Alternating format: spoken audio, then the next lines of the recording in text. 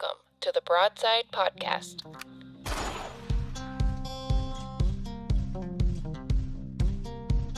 With host, my dad, Andy Elliott. All right, welcome back to the Broadside Podcast. I'm Andy Elliott, and on this episode, I'm joined by Justin Sproul, and he's with the Backcountry Hunters and Anglers Armed Forces Initiative, and Garrett Smoyer of Rally Point Outdoors. We get to hear a little bit about what these organizations do and kind of how they became, and the outreach that they do. And but we try to get more into the mental health aspect of what the outdoors and hunting does for the veterans who maybe come home and are struggling to find a higher purpose. So it's a great conversation. It's a very needed conversation. These guys are doing great work. So give it a listen and let me know what you think. Thank you. Yeah, so we'll just start off and have you guys introduce yourselves and tell us a little bit about yourselves and your organizations. Yeah, if Justin, you can go ahead and go first. Yeah, so I'm Justin Sproul. I volunteer with Backcountry Hunters and Anglers Armed Forces Initiative. I was 8-year veteran of the U.S. Army, got dropped off here in Washington and really just couldn't leave. Really enjoyed all the sporting opportunities that we have here. And now I was looking for something to be able to give back. And now I work as a volunteer, taking veterans out, hunting, fishing them, teaching them about the outdoors, and then pushing them into conservation work and that policy work. So that's kind of what I do. Been here since 2013. Awesome. Thanks. Garrett, you want to go ahead and give us an introduction? Yeah, my name's Garrett Smoyer. I'm active duty, going on 9 years now.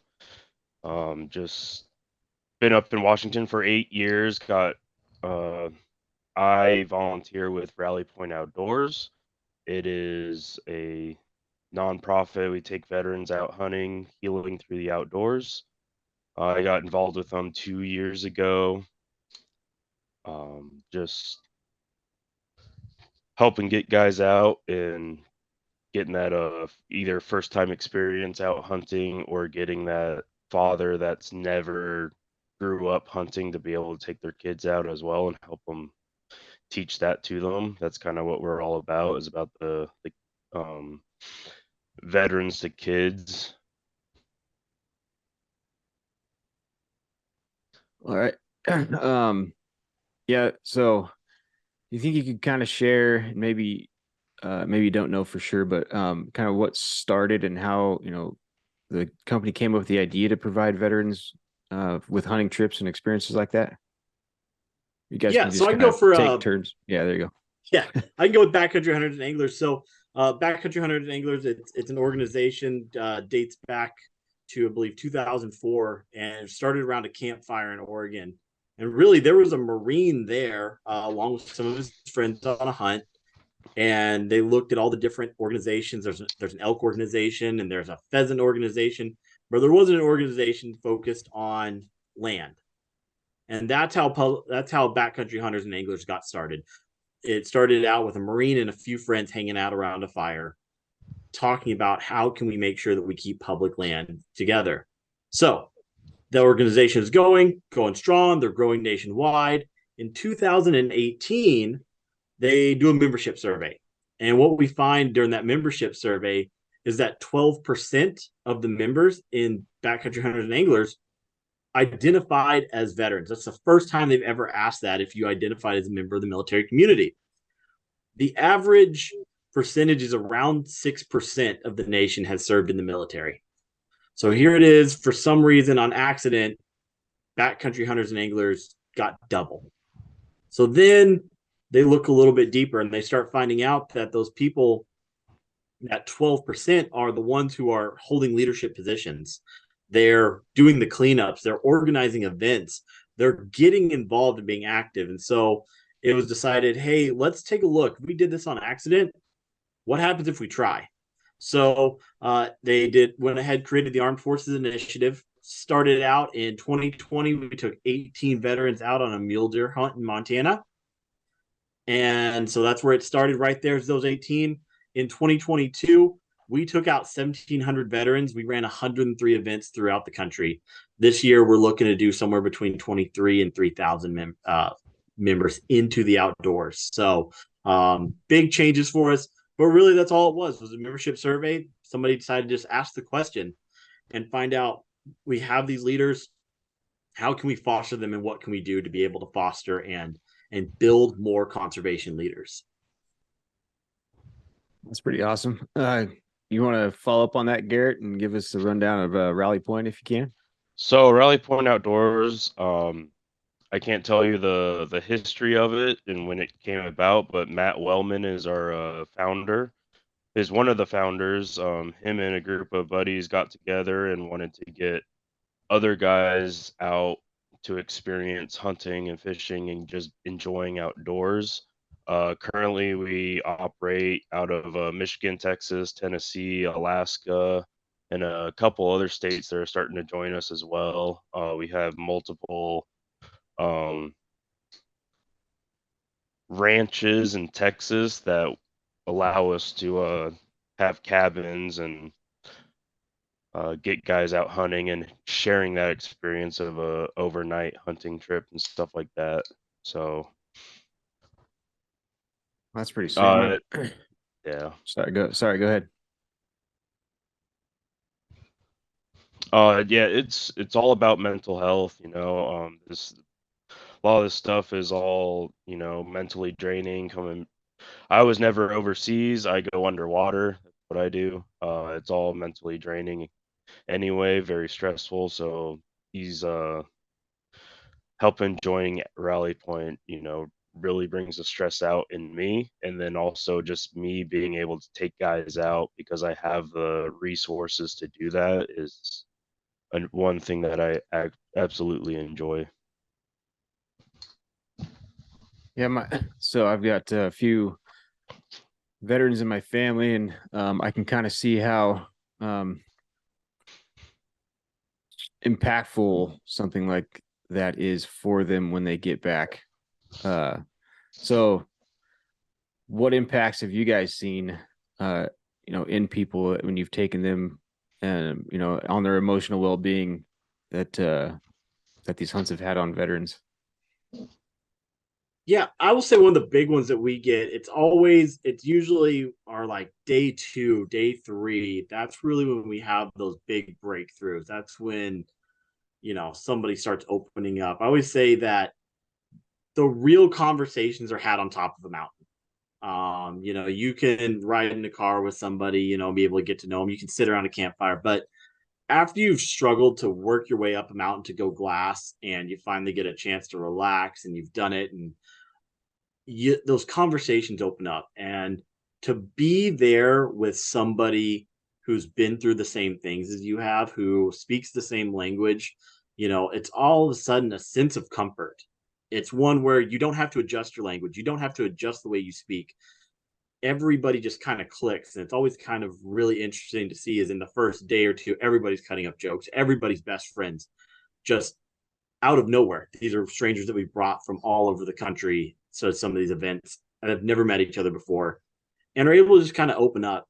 And then, by those last couple of days, everybody's you've had a chance to open up, talk about your life experiences, talk about, I've had people talk to me about addiction. I've had people talk to me about, mental things that they're dealing with, whether or not it's ideations or that sort of thing. It's all depression. I mean, it's all there.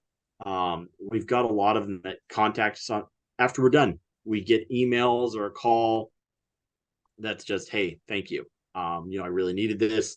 I was in a dark place. We've had people who, they were on the verge. They had bought the gun. They had gone ahead and, had already started making plans when this trip popped up for them, or when somebody sent it to them, or when they got the invitation. So we've got multiple stories about that, where that's what people have done. And who knows how many haven't contacted us. That's the thing that it's one of the ones I said is, we do these trips for number 24. And what I mean by that is depending on what studies you see, 23 veterans take their lives every day. we can't reach those 23. But we can get number 24. Number 24 is sitting in one of our camps every single time. We don't always know who it is. They don't always reveal themselves then. They don't always reveal themselves after. It all kind of depends. But that's the hope, is that we give them, we don't just take people on a once in a lifetime trip. We want to, the reason some of ours are a little bit smaller is we want to give them a lifetime of experiences. We focus on that. How can you do this yourself? That's what we really care about, is this is something you can do yourself. You can go out tomorrow and you can do this. You have the skills, the abilities to go call turkeys now, to go out and do a public land duck hunt, to go walk around and find grouse. So that way you're not reliant on us, and you have a season to look forward to. You have a next trip that you can plan. You've now got a group and a community there in your state that you can talk to and say, I want to go here. Does anybody want to come with me? And so you're creating that community. You're creating something for them to look forward to in the coming future, and hopefully just giving them that hope to keep moving forward. So that's the big things. We always call it, it's what's looked at by the VA is adjunct outdoor therapy. And that means it's recognized by the VA. It's been used for years, but it's therapy that doesn't involve a counselor or a licensed therapist. So the VA has recognized there's something about the outdoors that has healing powers for our veterans and for everyone. So how can we harness that, and how can we move that forward? Yeah, Yeah. I 100% agree with Justin there. He hit the head of the nail right there. I've had many conversations in the duck blind. That's my specialty, is waterfowl hunting, getting guys out on the water. We just sit there, share the war stories and all the stresses of the military, and people just open up, and it just goes from there. And from there you can help them, guide them to either get in counseling, or if they need to talk to someone, you're there. Yeah, I know. I mean, I'm not a vet, but I know that getting out there is mentally freeing myself. And the duck blinds are always fun, and camaraderie is built there in the duck blind. Um, I think that a lot of people find a sort of peace when you're taken out of the light pollution and put into the woods, and you got a common goal, and nothing really else to do but talk. So I think it's pretty cool. So do you guys have any like maybe moments in that stick out, like transformative moments that you've witnessed during some of these hunts that really kind of stuck out in your memory? It's hard to say someone without calling people out. I mean, one of the ones that what drew me and stuck me with backcountry hunters and anglers. I went on a Yellowstone fly fishing trip. Essentially, 2020, I mentored a few people, and 2021, I realized I wanted to do more. And so I went on a bunch of different camps and tried to find a few organizations to find who fit what I was looking to do. And that community that we built there. And I remember sitting on the side of a river. I'm smoking a cigar. I'm on the Yellowstone River. We've had a day floating the river and casting, and we've already caught some fish. And I'm there with my roommate for the weekend. We were sharing a little seek outside, floorless tent, and he asked if I've got another cigar, and I hand one to him, and we're just hanging out, pitch black, listening to the longest free flowing river in the lower 48 go by us. And we're just talking about life and everything. And he opens up about his battle with addiction. And that's when it really hit me is, this camp is doing something for him. We do dry camps. So since we have dry camps, here's an opportunity where he doesn't have to refuse a drink. He doesn't have to feel awkward about that. He doesn't have to deal with any of that, and he can just relax and release. And that gave us a great connection. We immediately felt connected. We fished together on the same boat the next day. And that was probably the moment that that drew me and that stuck me here. I was like, there's something that's being done here. We're doing something right. We taught people how to fish. We taught them how to access the land. We went over why it's important to protect public lands and waters. We gave people an opportunity to row a boat, and gave them all the tools they needed. And then we gave them a community, somebody that they could reach out to.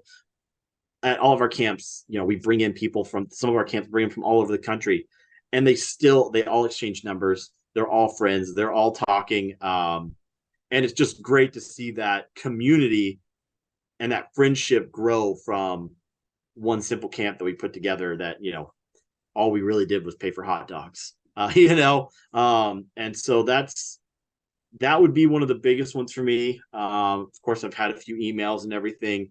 And I had another one in pheasant.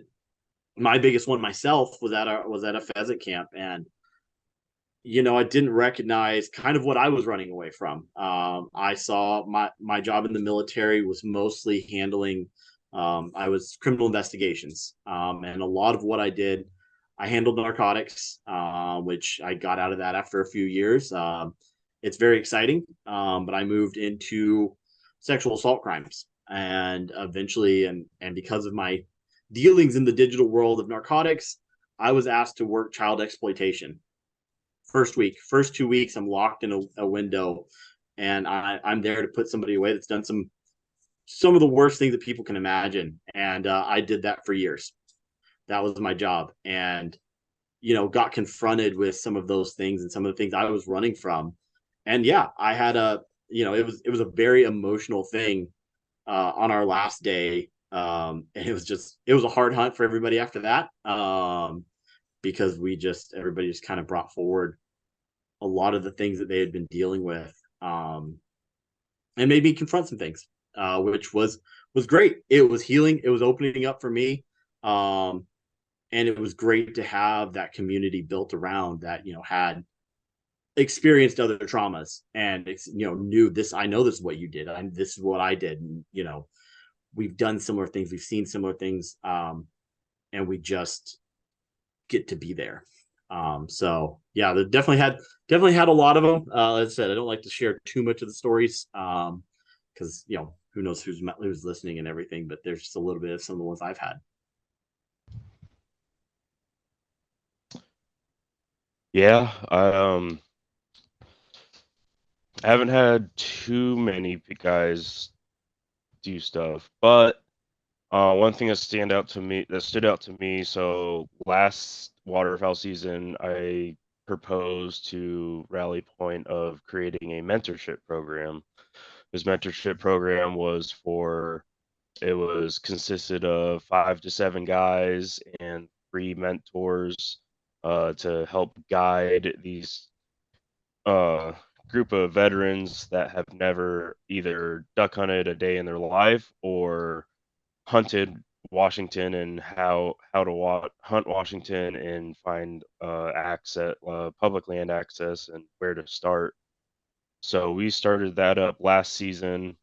It was a huge success. The one mentee, he actually took his daughter out last day of the season and got her first bird with some decoys that I found and donated to him so he can start, and he took his daughter out and had a successful hunt. So that's kind of a moment that stands out to me, just doing these trips like that.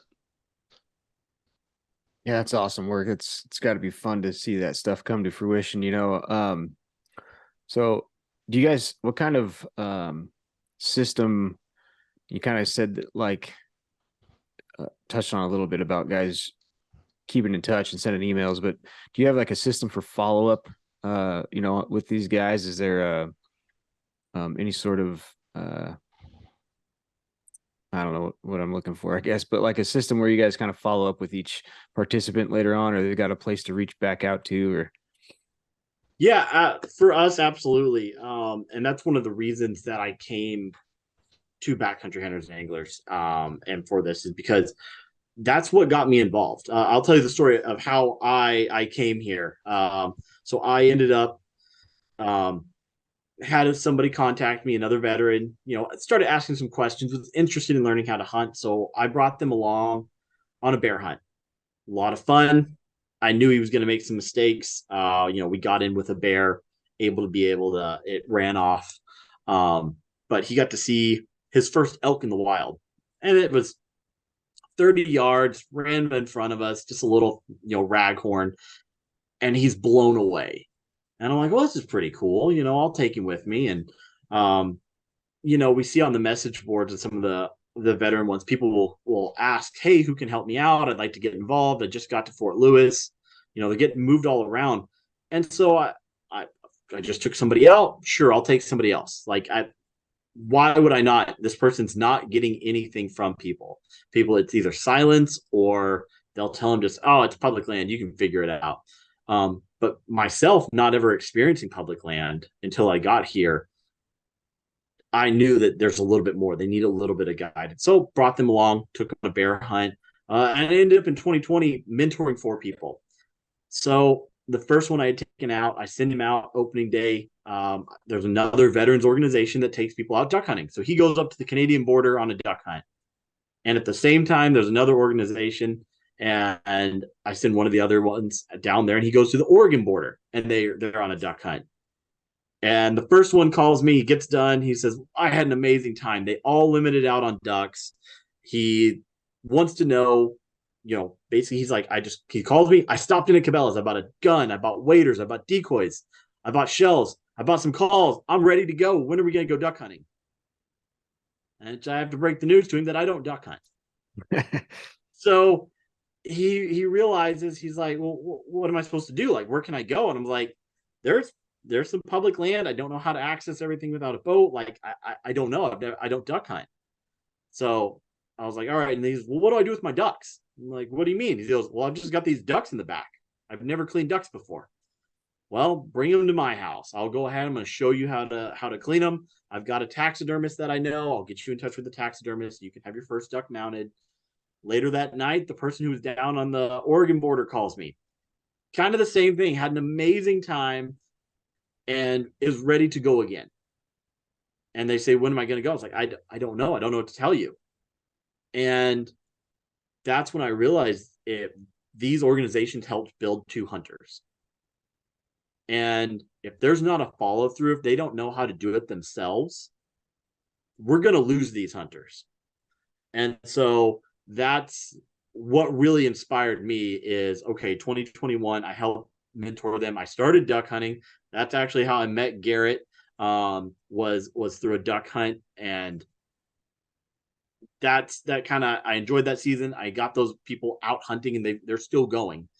And so I knew that I needed a way to give back and get people out there on their own. They need a way to continue this without needing an organization. And that's what we talk about, that once in a lifetime hunt versus, or hunt of a lifetime versus a lifetime of hunts, a lifetime of experiences. And so 2021, I went turkey hunting in Idaho. I went salmon fishing in Alaska. I went blacktail hunting here in Washington, and I went fishing on the Yellowstone. And I went with a couple of different organizations to find out who was going to be that for me, who was going to be doing what I want to do and that I wanted to give my time, my talent, my treasures to. And so Backcountry Hunters and Anglers, the reason it really stuck with me is that trip, they started out day one teaching casting, going over from the very beginning. We had brand new fly fishers with us. Of course, I've been fly fishing for a few years, but they started with how to cast, what a line looks like, what a fly looks like, how to access the access laws in Montana. This is how you get into the water. Here's how you find it. Here's how you use Onyx. And then took us to some wade fishing areas. Then we went to a fly shop, and they taught everybody how to walk through a fly shop, how to find flies, how to talk to guides, how to read the hatch board, figure out that way you walk in there and it's not intimidating. All of a sudden, you know how to do it. So there's your next step. Then we got an amazing day of getting to float the Yellowstone the next day. Float the Yellowstone, fish. However, we're on hoot owl hours. So they change it to the second half of the day, you're going to row the boat yourself. So now you're rowing a boat, you're making it on into shore, you're learning how to hold into spots, how to find holes, how to put other fishermen where they need to be. And then all this at the same time, we're giving them classes on Public Lands 101. We're giving them classes on water access laws. They gave a sheet of the water laws and the public access water laws for everybody's state. So, they were like, hey, Washington, you got a weird one. Navigable waters are somewhere where you can float a 2 foot by 2 foot raft of cedar shingles down. If you've got a creek that can do that, it's navigable waters. And then it's the high water mark. If you've got navigable waters, you're at the high water mark. And so teaching everybody about that. And that's when I realized this is where I want to be. You've taught these individuals, every single person there could have recreated this trip if they wanted to. They could come back. It's not on private land. It's on public land. We camped on public land. They could show up, pull up their Onyx, and they know how to find a campground. They know how to find water access, and they know how to fish. And that, to me, that being able to replicate it on your own is really what drew me to, hey, now you can get out there. As far as follow up after that, we email them, we create groups. We have a main message group on Facebook. We've got our Instagram, but everybody just kind of connects themselves. And then we connect you in your state. So I've got 46 state liaisons. So I have somebody in 46 states who is there dedicated to, if you're in that state, they're there to answer your questions. They're there to connect you with other veterans. I've got 26 active duty installations where we have a club. So as you PCS and you move around, you have a club of people who like to hunt and fish and are like-minded and will help you get out and help you learn those laws as you move around. So building that community for them after they've experienced it, after they've said, I want to get involved, I want to stay involved. The community's there, and now it's just a matter of plugging them in once they get back to their home station. Gotcha. You want to go ahead and dive in? Sorry, Yeah. Go ahead, Garrett. Yeah. Follow up for Rally Point. I try keeping in touch with guys just through social media, getting to know them, having them as friends. And then if they just want to reach out, I'm always here for someone to reach out. I'm always here to talk to. We're not as big of an organization as what Justin does, but building the groups where everyone's on the forums and in the groups and Facebook and all this stuff and the social media, and it is daunting looking at the regs, looking at this guy is telling me that you should go figure it out. It's all right there in front of you. But if you don't know, you can't read the book and go, well, this area is closed because they put an emergency closure on a fishing area that came out, 2 hours ago. So, when I met Justin, I was, throwing stuff out in the group saying, hey, I got spots to take guys out, doing all that take guys out, meet up with them just in a random parking lot at a boat ramp. And I didn't know who Justin was. He brought 2 other guys with him. So, it was just me and another dude. We met 3 guys randomly at the boat ramp, but, we smacked a 5-man limit of widgeon and had a great time after that. And, 3 years later, here I am talking with him now. So, it's just keeping the connections, keeping up with, people in your state. And also what's cool about veterans is an active duty is we get to pay the resident pricing or, a discounted price for the state that we're stationed in. So to pay for a hunting trip up here in Washington from out of state costs significantly more than just trying to figure it out and learn from someone that's a resident here versus trying to go out of state and spend thousands of dollars that military guys do not have in general. That's also why I also take guys out, because I already have the gear and I'm already going. You're just an extra person to help come along and fill the boat. And then if you do move, we have, Rally Point operates in other states as well, and we can reach out to those people that are local as well. Yeah, I started waterfowl hunting pretty young with a bunch of buddies in high school. I could only imagine trying to figure out now and public land access, places to go, all that stuff, like without any sort of help at all. Like, I grew up on the west side of Washington, so yeah, without some sort of guidance that you guys are giving, it would be tough for. I mean, it's still tough for me, and I've been doing it since I was a kid, trying to find places to go. It's a war zone out there sometimes. Yeah, and we talk about the thing is you got to think for especially I speak for the on the Army side. We're at a duty station most of the time for about 3 years, and while we were at war for 20 years, one of those years you were probably going to be deployed. So when you think about it, you get to a duty station. Now all of a sudden you're training because you've got to get ready. You're deploying in a year. So you're going to do train up and you barely have time to you barely have time to eat breakfast. So you're doing all your training. You do a year and you go on a deployment for a year. You come back. Well, now it's cool down time, all of that, but you're getting ready to leave again. You don't have that time to really dedicate to find your spots, to understand the rules, to figure out all those, because now you're in a new state. All of a sudden, after 3 years, you're moving somewhere else and the cycle starts again. So for me, I went from Germany here to Washington. And so I took up fishing. I started fly fishing while I was in Germany due to a friend of mine who that's what he did to help himself heal and to connect with nature. And so I took up fishing. I wasn't hunting because I didn't quite know all the rules and everything, and then got into pheasant hunting. And so that was very easy. I could do it on post. The DoD is the fifth largest landowner, and for those people who don't know, there's the Sykes Act, which says that the military has to balance recreational usage of its land with the training. So there's a lot of military installations that are open for hunting and fishing recreational opportunities, and Fort Lewis happened to be one of them. So I learned how to pheasant hunt. I kind of learned a little bit, got a little involved with BHA, but once my friend moved, then it was like, okay, what's the next thing that I can do? How can I learn how to do this? And am I going to be leaving now? Am I going to go down to Colorado? So learning all these rules and closures and where you can go, especially for those that get down to Texas or if you go to North Carolina. Okay, what's public land access rules? And as I said, I came from Texas. 98% of Texas is privately owned. I had never heard of BLM or National Forest land when I moved up here because I went from Texas to Germany to here.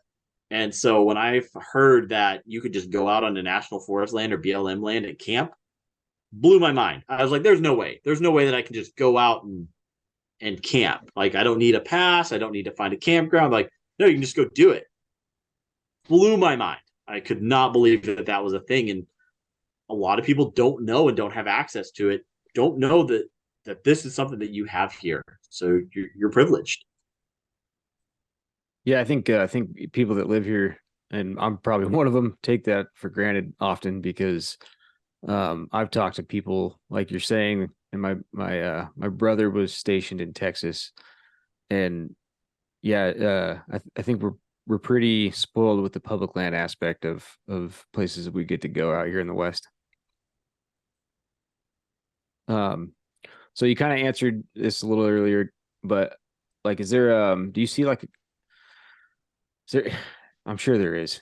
I probably already know the answer to this, but like a camaraderie built between participants, and the same guys are kind of becoming friends through these organizations and these hunts.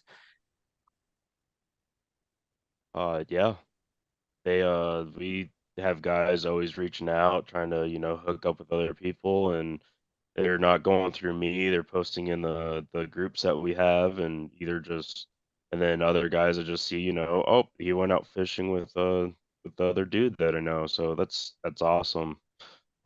It's it's just a tree branch of roots to going out from there. So you take two guys out and hopefully they take their buddies out, and it just keeps expanding from there and getting guys, especially the guys that live in the barracks. that are stuck on base and they think it sucks and they're just playing video games the entire time. Because I was the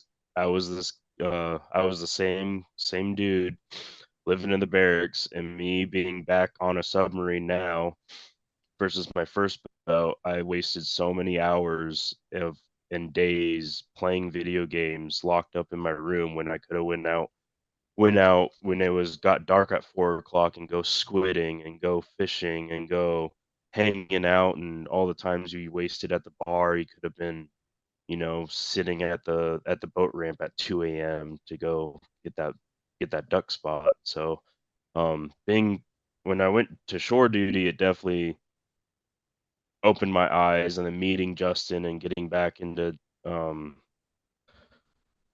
getting back into the hunting and back into my roots. I grew up in Colorado, so I'm very used to the open land, and having public lands was my entire backyard. Grew up all around it, and it was like, oh yeah, we could just go over here and go wherever and walk for miles and not have to deal with seeing anyone. But yeah. Yeah, Yeah, it's interesting. Garrett talks about being stuck in the barracks and sitting there, because that's what I did my first year in the military. That's kind of that's a common thing. My first year, I go to Germany, and I do the typical soldier thing, which was I would go to the bar on the weekends. I would go not only that, I would go to the American country bar on the other base on the weekends. As generic as you could get, and that's what you do. You had time off, you would go drink. We found some good places to be able to go out on a four-wheeler and do some of the things that I enjoyed. But for me, it wasn't until I had someone. I responded to a call of somebody having a suicidal episode.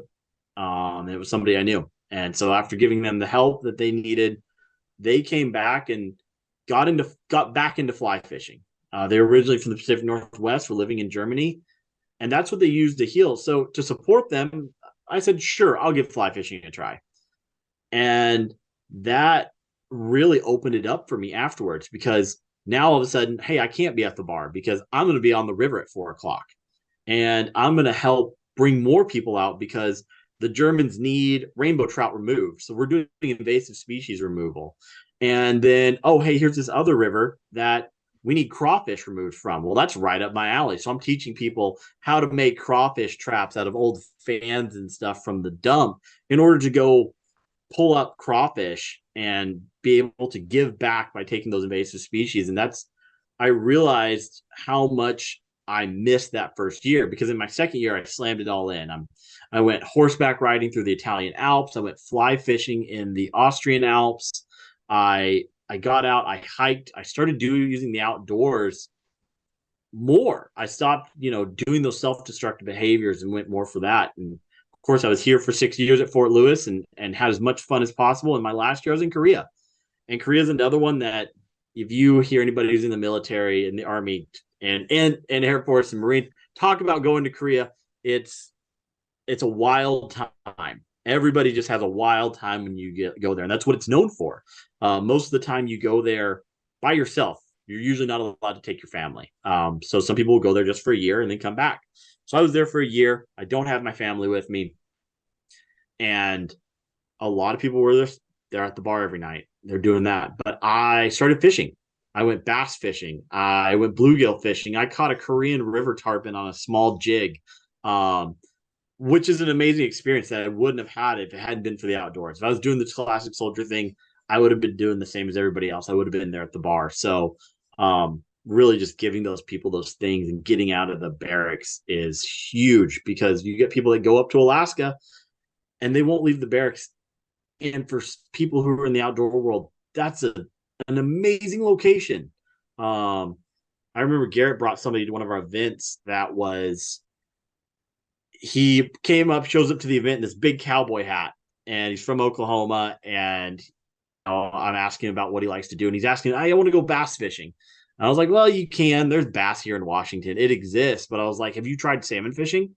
He goes, no. And I was like, well, newsflash, salmon don't live in Oklahoma. Yeah.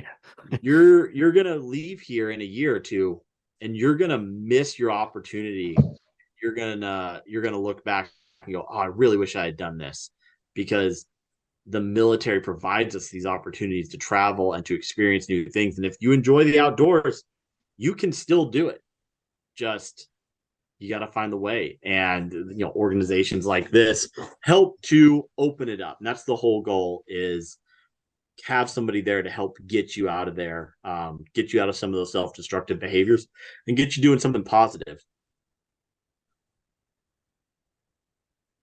I know that, like, I see it on most Facebook threads and stuff like that too. If a guy, doesn't even have to be a military guy, any guy gets on there and asks for any sort of information on anything they want to go do, they just get hammered on by these guys. They're like, "Go read the regs, dummy," and stuff. So I can see how, like, um, especially for people that are, like military guys that are moving state to state all the time, that kind of pointed in the right direction stuff can probably be a really big help. Do you guys now, is there like a data set or testimonials, or is there a way, like, you guys kind of quantify the positive impact your programs are having on mental health and the well-being of veterans? Like, I know it's probably not really measurable, but Yeah, that part's really hard for us. It's hard to measure. We do a follow-up with them, because one thing we want to see is, we want to see, did you purchase a license the next year? So we want to find that out. We've got some of that of, hey, how have you been? We found that about 85% of our participants do that activity again. So it's not a one and done. Most of them go out and do it again. But as far as the mental health part, that one's a little bit harder. We haven't quite done all of those studies. We've got some different studies and universities that have been working with us, because again, this is the idea of this, and especially at the VA and everything, is it's adjunct therapy. It's not true therapy. We don't have a counselor. We don't have a therapist.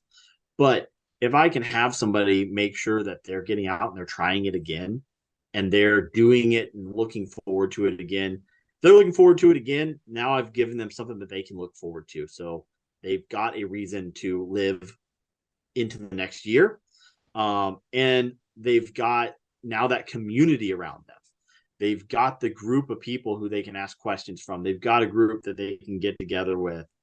And so, yeah, as far as quantifying, I don't think we've got a lot that we've quantified just that yet. But we've got a few different studies and things that we're trying to work with. okay. For me, it's seeing the smile on someone's face when they're holding up their first bird that they've ever shot, or just seeing on the boat ride back in, everyone's smiling, having a good time, and then just guys then reaching back out to me saying, "Hey, you got room in your boat? You got time?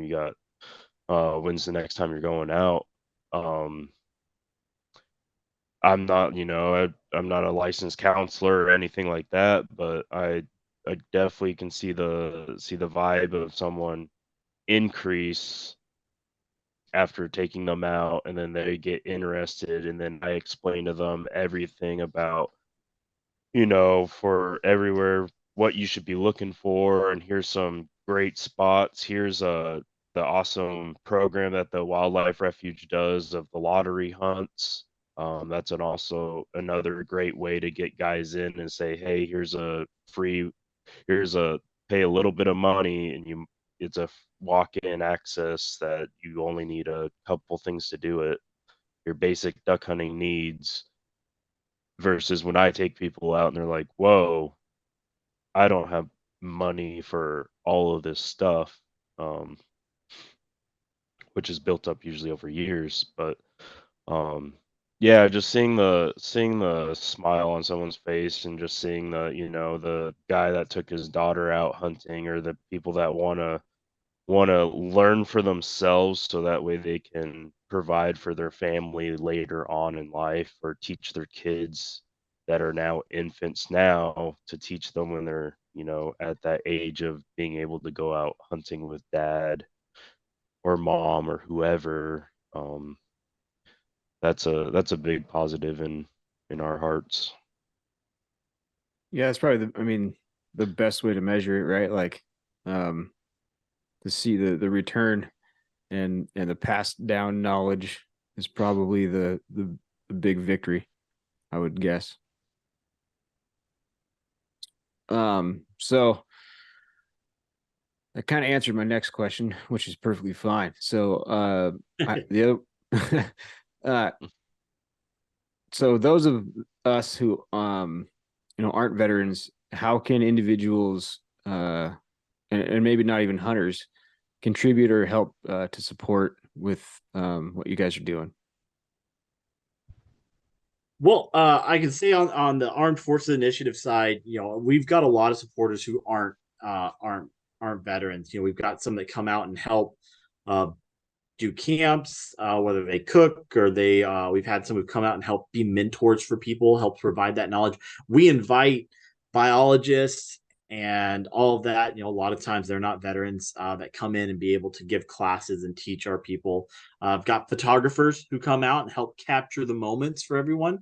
Uh, Really, it's everything. The support from our not like, of course, the veteran community is amazing that they support each other, but our non-veteran community that's recognizing what some of these individuals have done and finding ways to give back.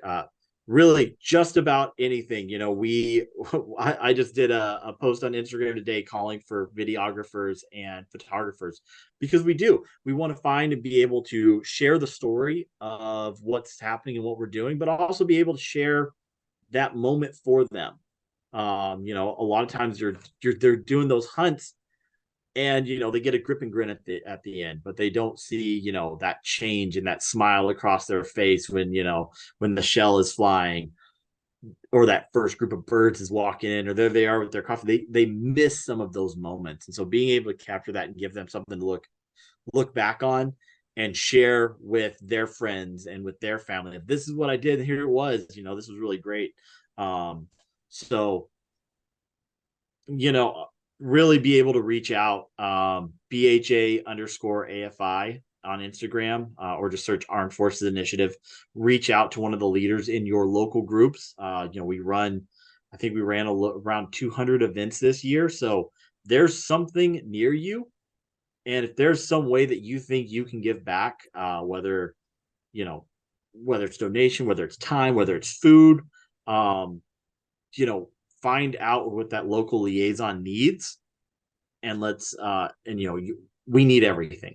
We grew from 18 people to 1700 in a very short period of time. So we kind of need everything, and we are appreciative for any help that we can get. What about you, Garrett? You want to elaborate on your side of that one?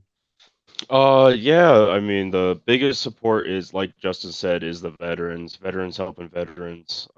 That's our motto, veterans helping veterans heal through the outdoors. Um, I've had offers from guys that just want to, the guy loves to do rock climbing and he wanted to get a group of veterans out, so we did some stuff with him. Try, I'm always available, always willing to um, have ideas and getting more guys involved. You don't have to be necessarily a veteran to take other veterans out.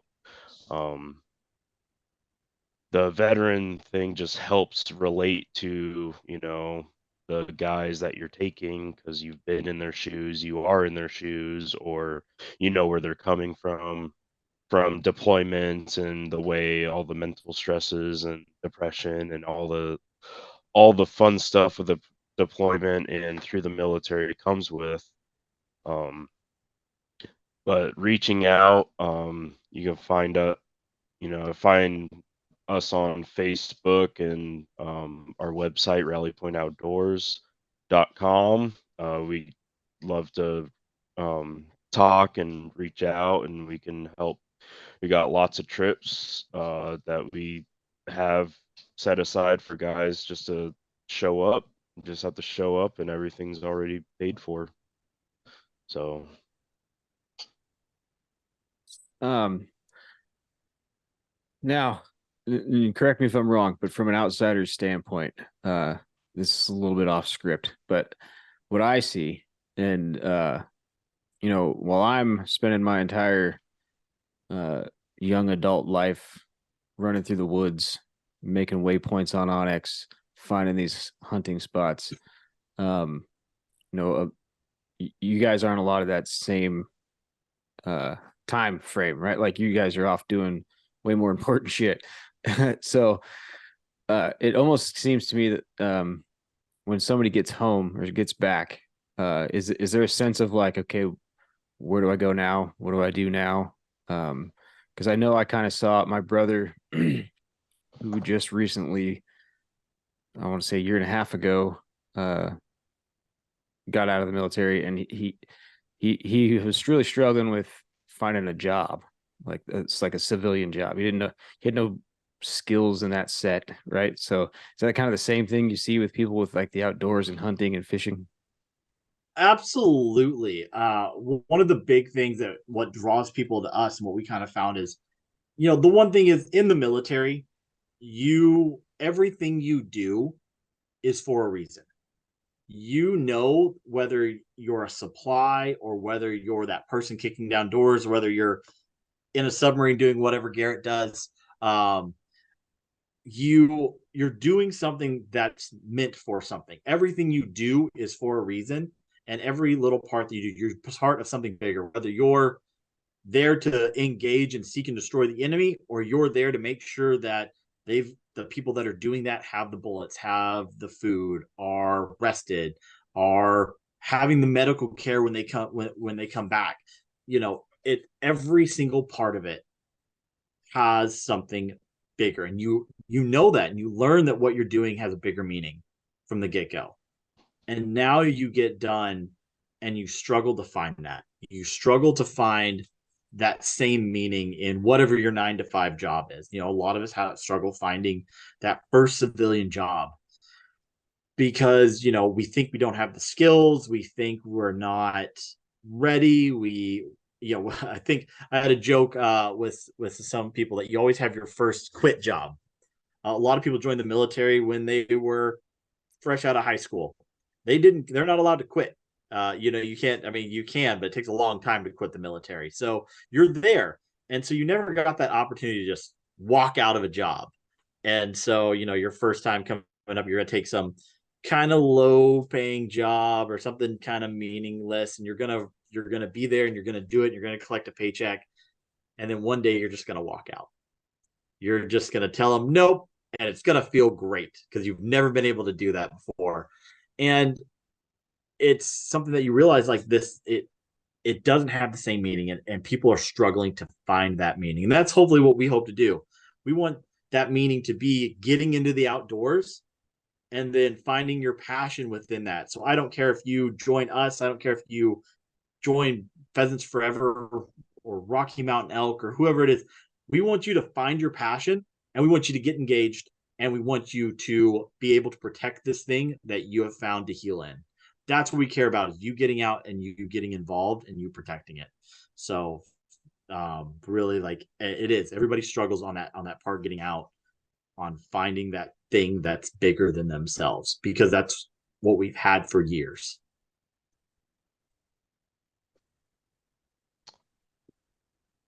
Yeah, I haven't taken out a lot of guys that are out of the military. I've made friends that are out of the military, and they do the normal uh normal route of getting out and then working for a government contract agency that we work with, right alongside every day-to-day stuff. Um, Me doing this stuff and seeing what I'm capable of, I'm actually considering becoming becoming a hunting guide, and getting involved in that ways. This is my passion. It's something that I wanted to do. I want to break away. I keep telling everyone, when I get out of the military, I don't want to touch the military with a 10-foot pole. Other than, getting guys out hunting and fishing and being outdoors. That's where my passion is, and that's what I want to do. But yeah, just seeing like guys getting jobs. It is hard out there, but their jobs are available. So yeah. Yeah, it's kind of fun because my brother literally did exactly what you guys are talking about. He was working with a contractor. I think he was in Mississippi. Ended up moving up here, getting out of that. Got his first job as a civilian, like running a concrete truck, and literally like threw the keys and was like, "Screw this place, I'm out of here." It's the best feeling in the world. Everybody doesn't understand it. Yeah. I was working with another vet, and it was that job was his second time. So he was like, "How have you had your screw you job yet?" And I was like, "What are you talking about?" And he jokes about it, and he was like, "Oh, so is this your first job out of the military?" I was like, "Yeah." He goes, "Oh yeah, all right. I guess I'm not going to get to know you too long." And yep, one day I was just like, "Nah, I don't think I want to," and just didn't. just one day I was like, "No, not today." And it's something you didn't get. You didn't get for us. I didn't get sick days. I got my wisdom teeth removed. I had to be on duty the next day, so there I am, still bleeding from the gums, and they gave me just some strong ibuprofen. I burned my hand, and had to go back out on patrol. I've got this giant bandage, so they gave me a left-handed holster. So it is, you don't get that same, you don't get the same thing. So it's one that you just kind of did. And so having the ability to say no, it feels really good. All the vets out there that are listening will know their one job that they did that to, and they fondly look back on the day that they said no. So moving into kind of more, you guys are probably both aware, a little bit more of a hot button topic, at the attack on hunting, not only in Washington but everywhere. Um, you guys want to speak on kind of what your thoughts are on, as veterans lose those opportunities to heal in nature in the woods, what kind of effect that might have moving forward? Yeah. Garrett, Um, you go first. okay. I mean, just not being a veteran anyway, just looking at it from everyone's point of view, is hunting is America's pastime. It's, our tradition. It's what our ancestors did, and it's in our DNA to hunt and gather and be outdoors.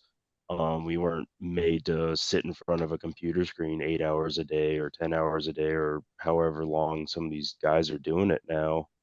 And losing our call of the wild, or the nature's calling.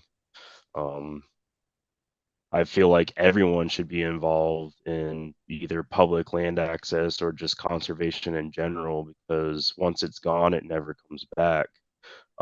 That's even just dealing with, um, your extinct species, habitat goes away, and that was the family lake that you used to go to had, you used to go trout fishing on, and now that lake's not there, and there's skyrise apartments everywhere.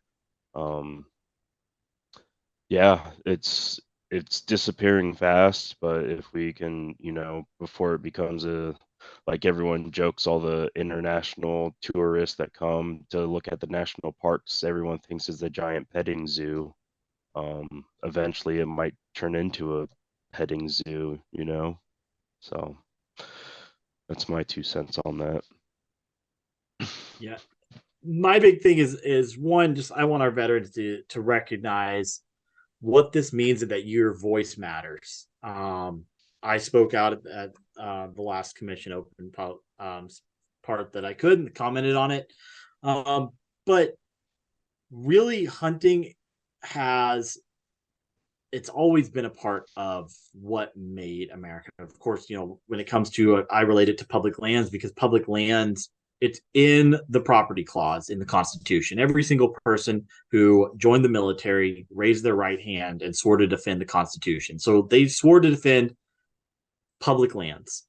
Um, and hunting and fishing on public lands is what this country was founded on. that's what made it different. There wasn't king's lands. There wasn't forests controlled by the monarchy that you weren't allowed to take game. You had the ability to take the game yourself. And hunting, it's a matter of national security. If you think about kind of the history, when we had the Revolutionary War, that's the reason we were successful, is those hunters, those people who had been living in the forest and who had been doing this, that familiarity with weapons that made them be able to get out there. We actually there's a great story in the Civil War of a Confederacy is marching on Cincinnati, and the governor calls every able-bodied person to get there. And they nickname them, the people who take up the defense, they nickname them the Squirrel Hunters. And soon a Confederate scout comes by and sees this and kind of hears what's going on. It comes back to the general and goes, hey, they call them the Squirrel Hunters. They're country boys who have never had to shoot at the same squirrel twice.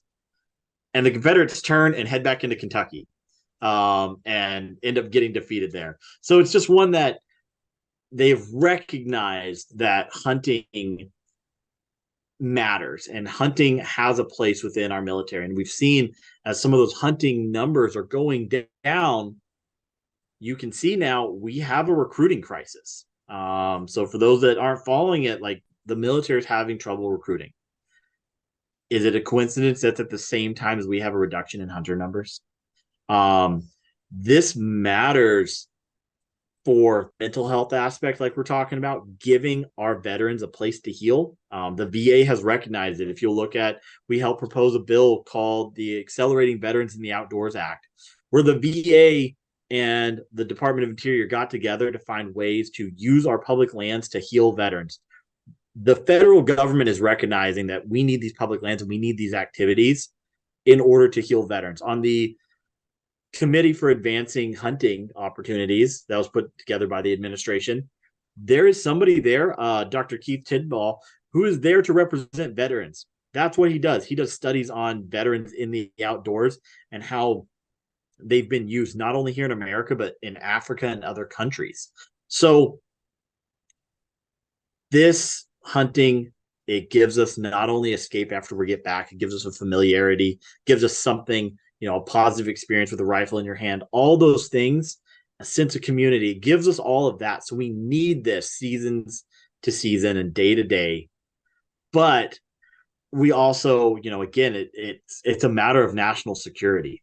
When you just look at it as losing these traditions and losing these opportunities puts us at risk as a country.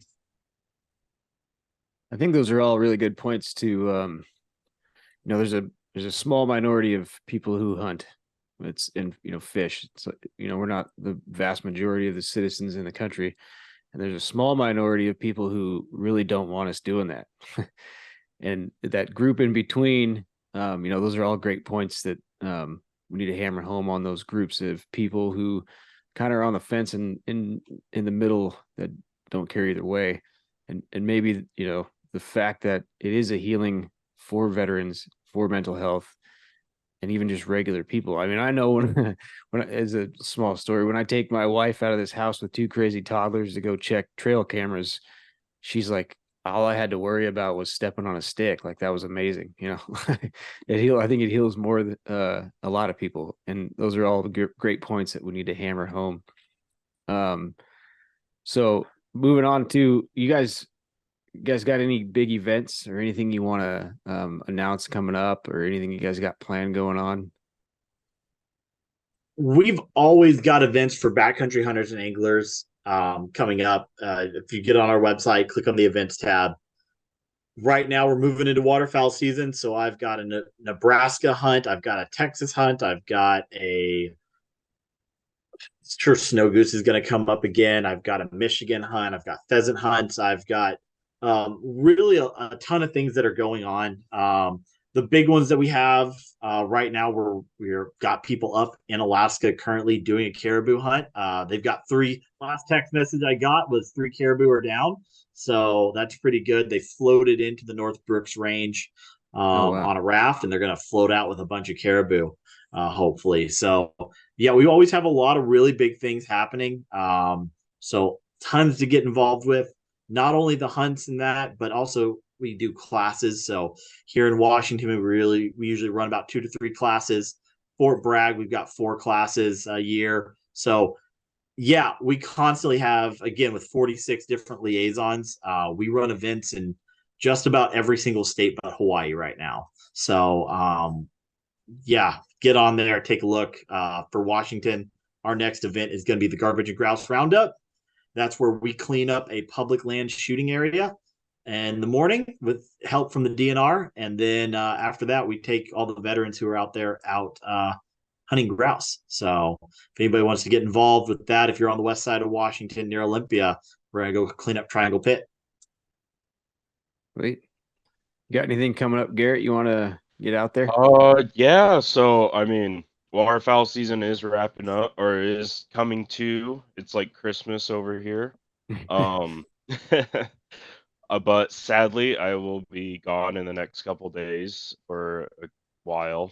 So I'll be missing out probably half the season. But when I get back, I will definitely be putting out stuff on Facebook, putting out groups on Rally Point Outdoors Washington.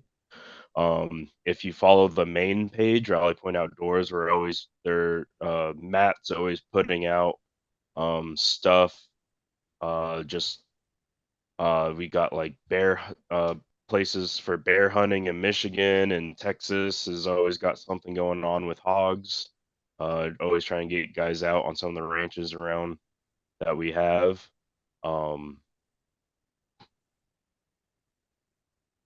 And then we also have the 7th annual dove hunt in Texas. I went last year's down in San Antonio. It's a very fun time. Everyone brings their campers, and we had blow ups for the kids, and everyone was, having fun, talking around the fire, introducing. I was probably the guy that traveled the furthest, which was from Washington. So it's a good time down in San Antonio. So just always be looking at the Facebook pages and seeing what's going on.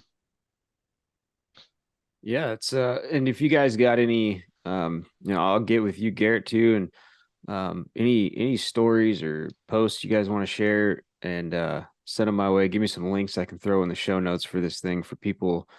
Um, if they're listening, they can get in contact with you. But yeah, unless you guys have anything else, I would just kind of want to see if you had some kind of final message you want to leave everybody with. That may be considering joining and participating in some of your guys' hunting trips. Yeah, go ahead, check us out. Of course, Instagram, Facebook, just Google Armed Forces Initiative. You'll get to us.